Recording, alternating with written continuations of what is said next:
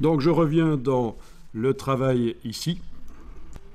Vous pouvez enregistrer le document sous, vu qu'on a fait une modification sur le dégradé ici, voilà, pour marquer, pour garder toutes les étapes de notre étude de Illustrator. Et on va maintenant parler de la qualité du rendu des effets. Donc je vais zoomer ici sur les ombres. Voilà, vous avez une certaine qualité de rendu des ombres. Si vous voulez récupérer de la puissance informatique quand vous travaillez dans Illustrator, vous avez la possibilité de, donc temporairement, réduire la qualité de ces effets spéciaux, et c'est dans le menu Effets, paramètres des effets de pixelisation du document. Donc ce sera que pour ce document-ci, comme le nom l'indique. Un autre document reviendra avec les paramètres des effets que vous aurez déterminés au départ. Je vous montre, hein, ne le faites pas. Fichier nouveau. Fichier nouveau. Ici, vous avez la précision des effets. 300 pixels par pouce. Je ne crée pas de nouveau document. Je suis dans mon document ici. Je vais dans Effets, paramètres des effets de pixelisation. Et donc, si vous passez à 150 au lieu de 300, vous allez avoir... vous allez diminuer par 4, oui, parce que c'est un nombre de pouces, de points par pouce sur une ligne, mais on travaille avec des surfaces. Donc si on diminue, si on passe de 300 à 150, on a diminué par 4 le nombre de points qui seront affichés pour montrer les ombres et les effets spéciaux. Voilà. OK. Alors, voilà ce que ça donne. Oui, parce que j'avais un petit problème d'affichage, mais voilà ce que ça donne à 150 pixels par pouce. Vous voyez, et vous le voyez chez vous aussi. Je reviens à 300 ici parce que c'était mal affiché chez moi. Voilà, 300, c'est plus précis.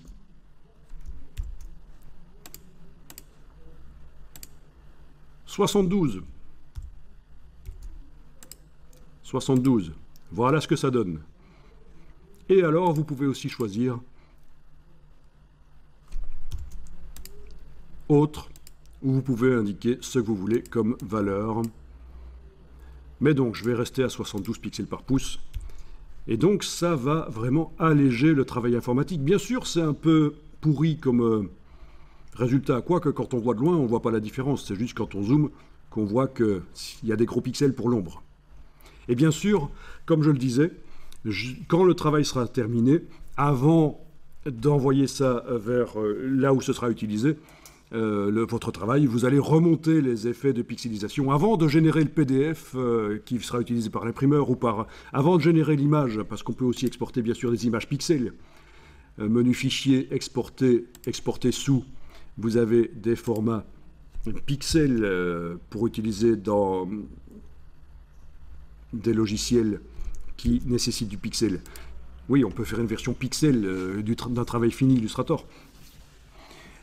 Donc avant d'exporter vers le travail final, vous allez remonter les effets, bien sûr, sinon vous aurez les effets spéciaux qui seront un peu pourris comme ça.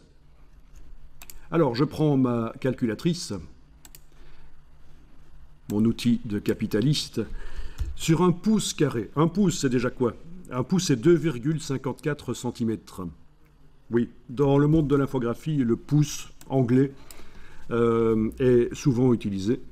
Donc, on parle souvent de pouce, mais c'est 2,54 cm. Une longueur d'un pouce, c'est 2,54 cm. OK? Donc, si je suis avec une précision de 300 sur une longueur d'un pouce, ça veut dire que sur un pouce carré, une surface d'un pouce carré, je suis à 300 fois 300. Ce qui fait 90 000 pixels. Donc pour rendre les effets comme les ombres, 90 000 pixels par pouce carré.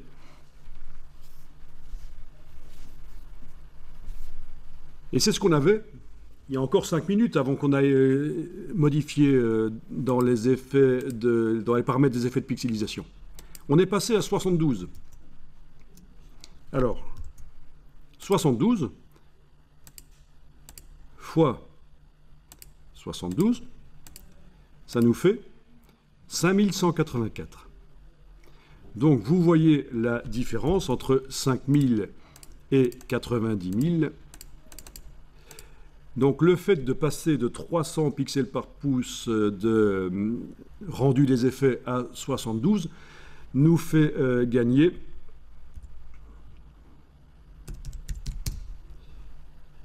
ça prend, là j'ai juste divisé les deux valeurs, c'est 17 fois moins de ressources informatiques.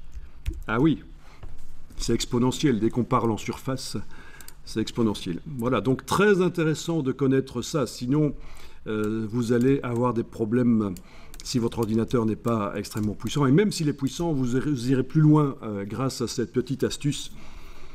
Donc, en graphisme, il y a de toute façon une règle, c'est que, en infographie, il y a une règle, c'est que si votre travail devient ingérable parce que l'ordinateur n'arrive plus à travailler, parce que c'est trop lourd d'un point de vue informatique, il faut baisser la qualité. Et c'est surtout vrai dans Photoshop. Dans Photoshop, il ne faut pas hésiter, il ne faut pas que, parce que vous voulez une image hyper précise avec des millions et des millions de pixels, eh bien, ça ralentit l'ordinateur au point que ça devient vraiment pénible et ennuyeux de travailler. Il faut que vous soyez à l'aise pour travailler, donc il ne faut pas hésiter à diminuer la qualité de rendu de l'image, avoir moins de pixels, mais au moins, voilà, vous arriverez à être créatif plus facilement sur un ordinateur qui ne rame pas, un ordinateur qui est rapide. On va enregistrer l'image sous un nouveau nom, et donc dans cette version 10 chez moi, les effets de pixelisation sont à 72 pixels par pouce. C'est jusqu'à ce que je change et que je réenregistre le document, bien sûr.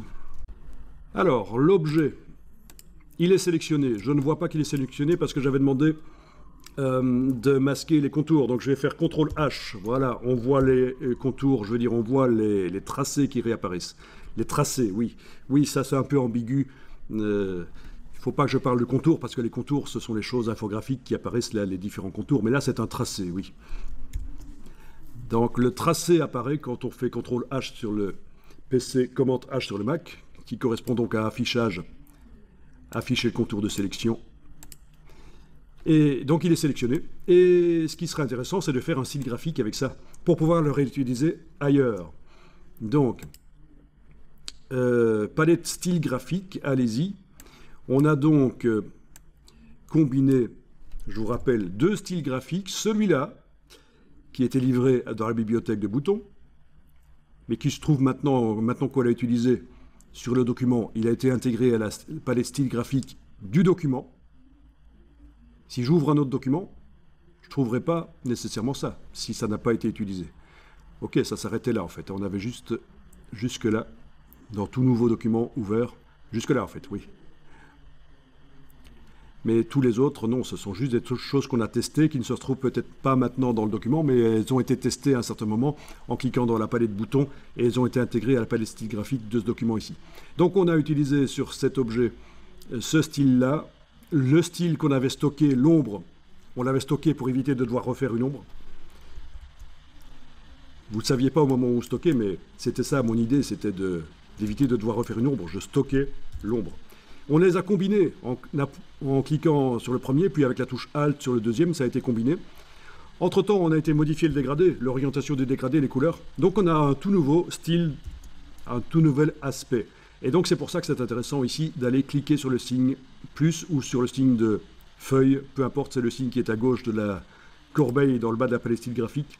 Et voilà, le style graphique est là. Du coup, il est utilisable sur n'importe quel objet, facilement. Je vais pouvoir aller créer une étoile, par exemple. Et on n'a pas encore parlé des étoiles et la manière dont on les fait.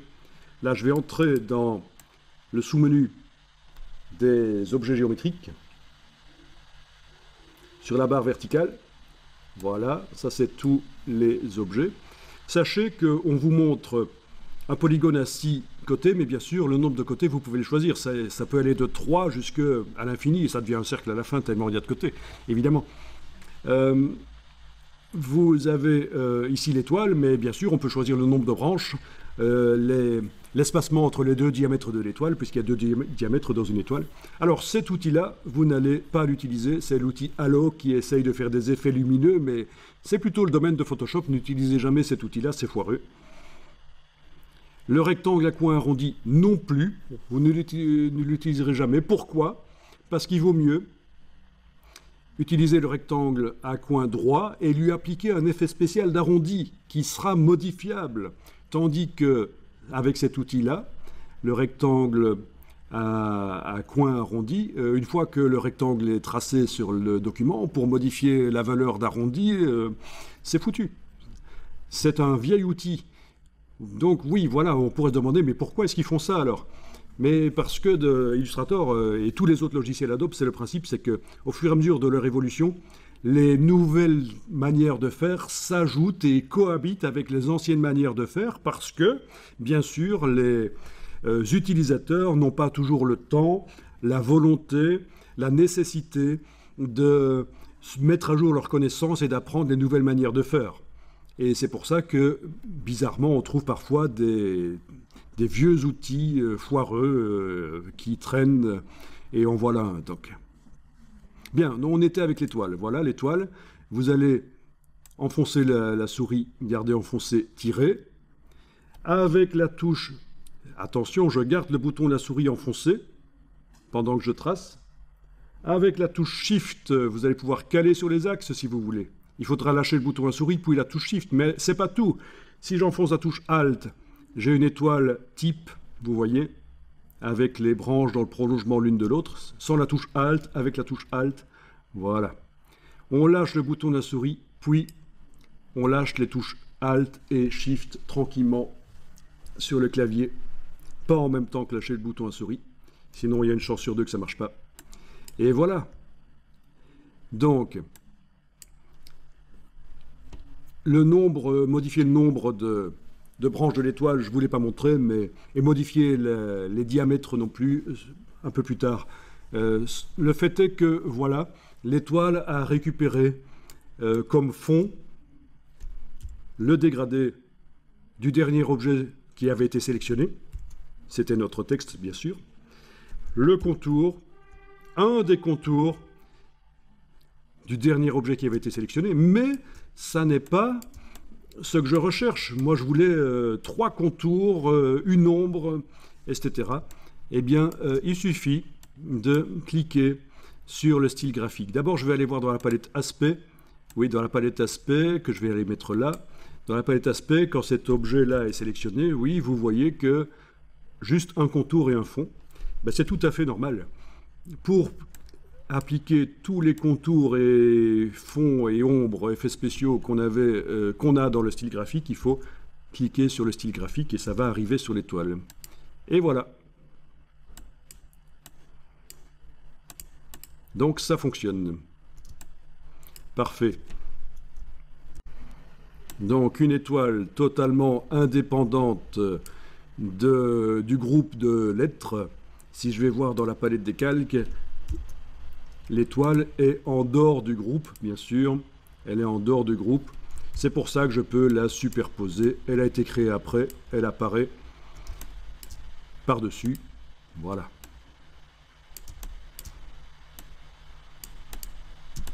OK. Alors, je vais tester quelque chose ici. Je vais juste faire une étoile. Je vais lui mettre comme couleur de fond, juste du bleu comme ça. Comme couleur de contour, aucune. Voilà, donc c'est juste une étoile à fond bleu. OK.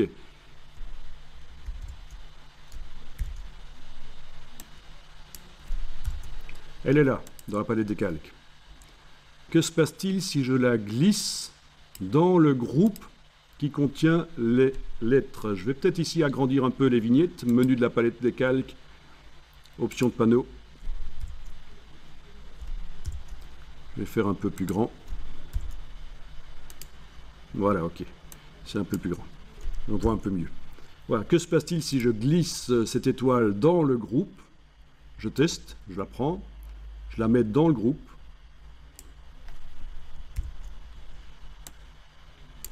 Voilà.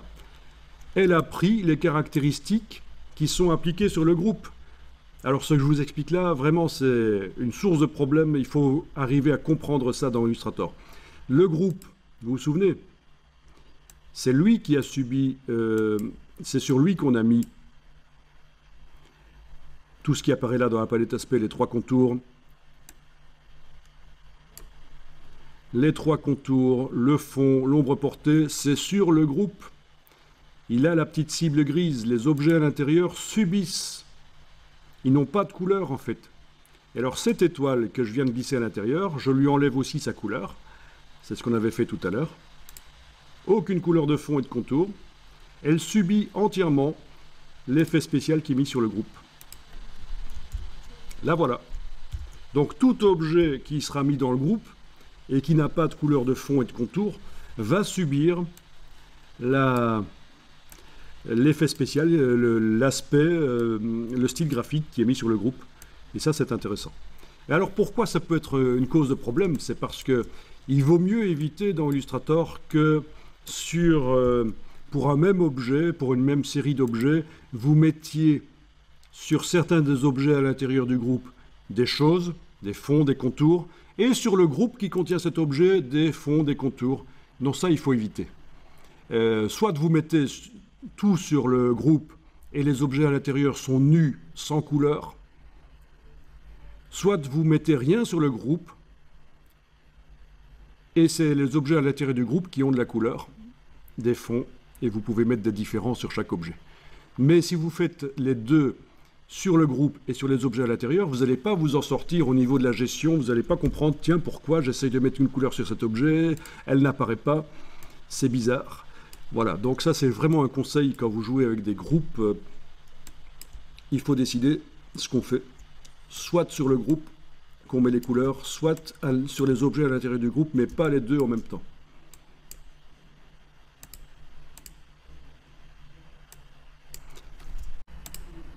Vous pouvez enregistrer le document.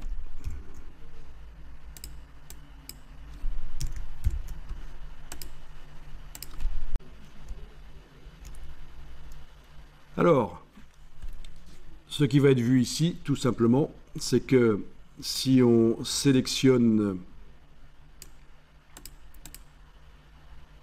on va regrouper tout ça. On va regrouper tout ça et on va tenter de faire une enveloppe dessus. Ah oui, on devrait peut-être faire une copie de ça avant, ce serait mieux. Donc, je vais agrandir le plan de travail, outil plan de travail, sans avoir cette icône-là enclenchée, surtout, sinon ça va bouger quand je vais bouger le plan de travail. Des plans de travail dans Illustrator, on peut en avoir plein dans le même document. Ça sert à quoi? Ça sert à faire des publications PDF à plusieurs pages.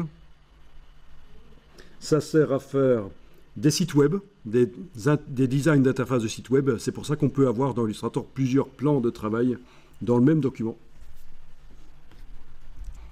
Et c'est là que cette icône pourra servir.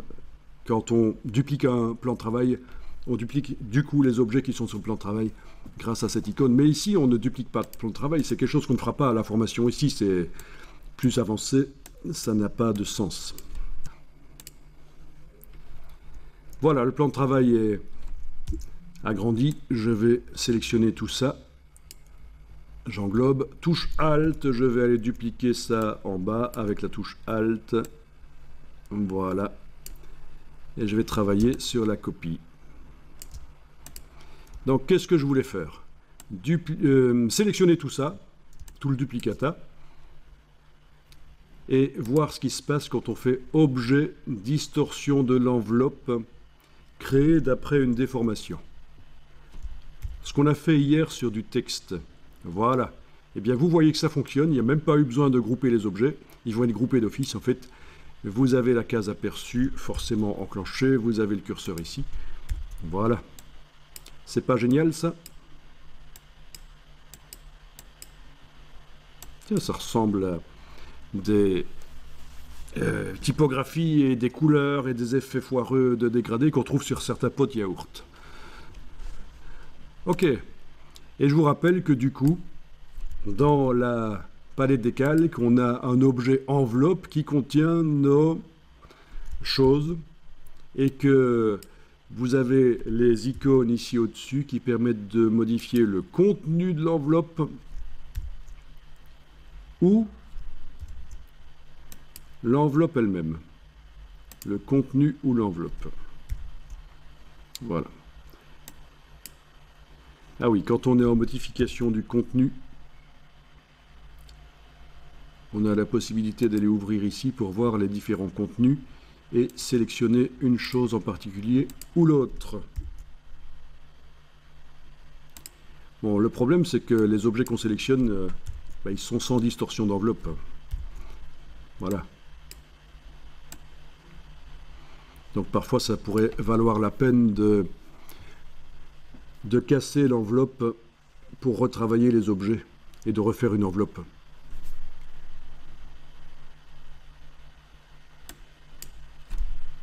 Donc de sélectionner l'enveloppe, objet, distorsion de l'enveloppe, annuler. Ok, c'est pas bon. Icône de gauche, objet, distorsion de l'enveloppe, annuler. Oui, le problème c'est qu'il me met l'enveloppe, il m'en fait une espèce de forme là que je vais devoir aller éventuellement avec la flèche blanche plus sélectionner, supprimer, voilà. Oui, l'enveloppe elle-même devenait un objet quand on annule l'enveloppe. Ok, vous avez vu, je reviens en arrière, pour ceux qui n'auraient pas vu, j'ai une enveloppe, je fais objet, distorsion de l'enveloppe, annuler. Du coup, je me retrouve avec cet objet gris que je vais essayer de sélectionner. Si j'essaye avec la flèche noire, cliquer à côté, cliquer sur lui, oui, il veut bien. Il n'y a pas besoin de la flèche blanche plus, il n'est pas dans un groupe. Voilà. Que je supprime, touche suppression, et voilà, je continue à travailler, à modifier, et je refais l'enveloppe à un certain moment. Ce sera plus simple, parce que là, on a réellement, directement, évidemment, les pixels, les vecteurs accessibles. Voilà, voilà. Il y avait sans doute une autre manière de faire, d'annuler la prévisualisation de l'enveloppe, mais bon, voilà, ça fonctionne. Ok, je vais quand même revenir en arrière parce que j'aimais bien l'enveloppe là. J'ai fait plusieurs CTRL Z, plusieurs commandes Z et j'enregistre.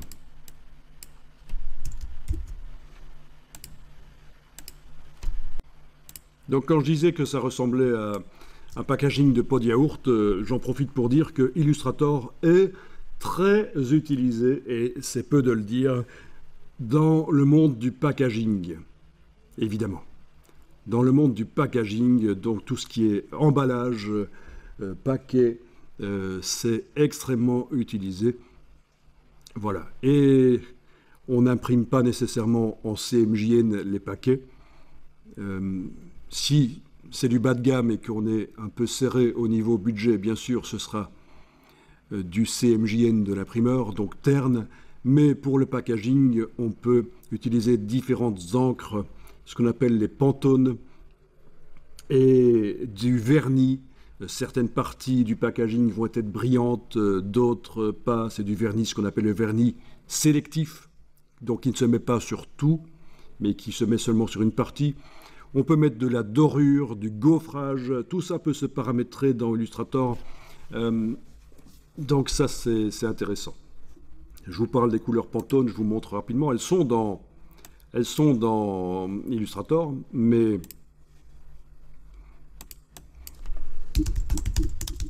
ça fait partie vraiment du b.a.-ba pour le graphiste. Les couleurs Pantone sont des couleurs faites chez l'imprimeur avec des encres spéciales. Il y a toute une série, une trentaine d'encres de base Pantone, et en les mélangeant à différentes quantités, au dixième de pourcent près, c'est l'imprimeur qui le fait, on obtient beaucoup plus de couleurs, 700 couleurs, et ça va au-delà de la gamme normale cyan, magenta, jaune, noir, CMJN de l'imprimeur. On arrive à obtenir, grâce à ces encres de base Pantone qui sont très pures et coûteuses, en les mélangeant, on arrive à créer jusqu'à 700 teintes différentes, dont certaines sont très vives. Et c'est fort utilisé par les graphistes. Et donc, on peut demander dans Illustrator d'appliquer une encre Pantone à un objet. Ça devient de l'Illustrator avancé. Je ne vais pas montrer ici comment on fait, mais c'est techniquement possible. Vous devez connaître, vous devez savoir que ça existe, les encres Pantone. Les encres Pantone, et le principe, je vous l'ai donné. L'imprimeur fait le mélange de pourcentage en fonction de la couleur Pantone que vous avez utilisée. L'imprimeur va faire le mélange d'encre. Voilà, et ce sera un passage en presse pour cette encre-là seulement. Très intéressant. Vous pouvez avoir un packaging qui n'a que deux couleurs, le blanc du papier et une encre Pantone sur lui, et ça donne très bien. Il n'y a qu'un seul passage en presse. C'est une couleur vive, sympa que vous avez choisie. Il n'y a qu'une couleur. Elle peut être à différentes intensités. On peut tramer le Pantone, on appelle ça. On peut quand même faire varier l'intensité à l'impression. La fadir, en tout cas. Pas l'assombrir, mais la fadir, c'est possible. Voilà. Ou alors, en plus d'une impression 4 couleurs, quadrichromie, on peut mettre d'une encre Pantone sur la publication, sur la packaging en plus.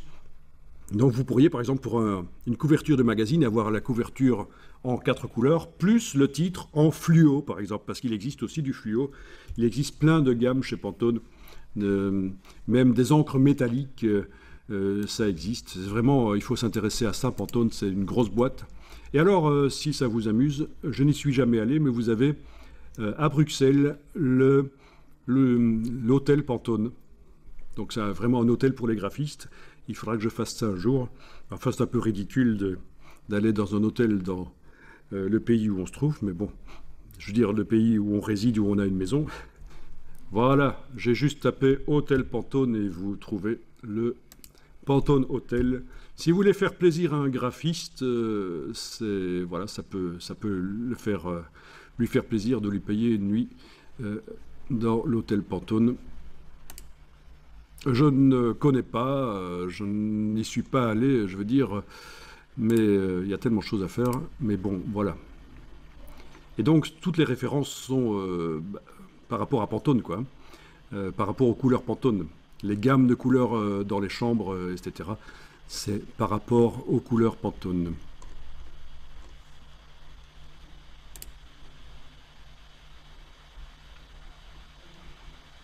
Bon, c'est juste une anecdote.